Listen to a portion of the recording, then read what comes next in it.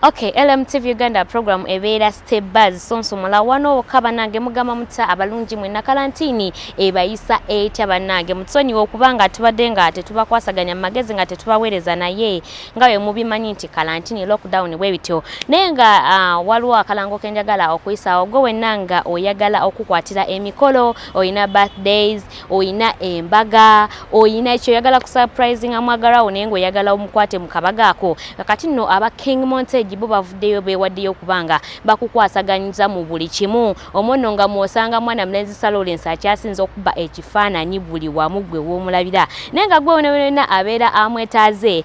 ngamba Lawrence mukoneko ku namba y'essimu 0702 10 41 25 07 02 10 abono beba King Montage omusangibwa mwana mulenzi Lawrence abalenzi abalungi abakabi abamanyi okuba ekifaananyi tojja kwejjusa nenga ngenda kweramba twalaganya mu lugambo gubagayite amawulire amanya n'eddoboozi bampita mwana mwala Quinsilivia na nyini go Mackenzie abatumidde ngenda kutandika n'amawulire ga mwana muwala Kemisera bannange yavuddeyo n'abotole ebyama n'agamba ze bannange Hajji abadde ankuba Hajji bannange abadde ampisa bubi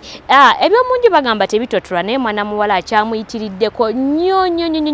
n'awulirirawo dda tumubuuza naye nga olaba akaaba amaziga ayina ebiwundu ye mu kunnyonnyolwa kwe agamba nti okuva we yagwa ku accident ndowooza mujjukira akabenje ke yafuna okuva olwo Hajji atandika okubanga takyamulabawo ndowooza mwana muwala okuva we yagwa ku accident ndowooza Hajji alabiranga ddala nga beauty ya mwana muwala ekoze ki eyonoonese ate Hajji abeera bize mu restaurant zizo bakery z'emigaati n'agamba takyampa budde nganze omukazi bannange yatotodde bingi nnyo n'akaaba amaziga ate ne tugamba bannange lwaki omanyi ffe tetwagala kuwuliriza side emu tunoonyereza buli side ne tugendako ewa Hajji Haruna mu biru Hajji Haruna mu biru yatugambye talina kyayagala kolaki talina kyayagala kumanya era tayagala kubyogerako era mbu oyo mwana mwala Kemisera yagenze okuva ewuwe yali yavaayo dda lwokuba nti ye Kemisera atugamba nti ye akolaki abadde yakavaayo naye nga ate ye Hajji Haruna mu biru agamba nti ye yali yavaayo dda era n'agamba talina kyayagala kumanya tayagala kubyogerako ate munnange bw'aba aganye ffe tuba tunaamukolera ki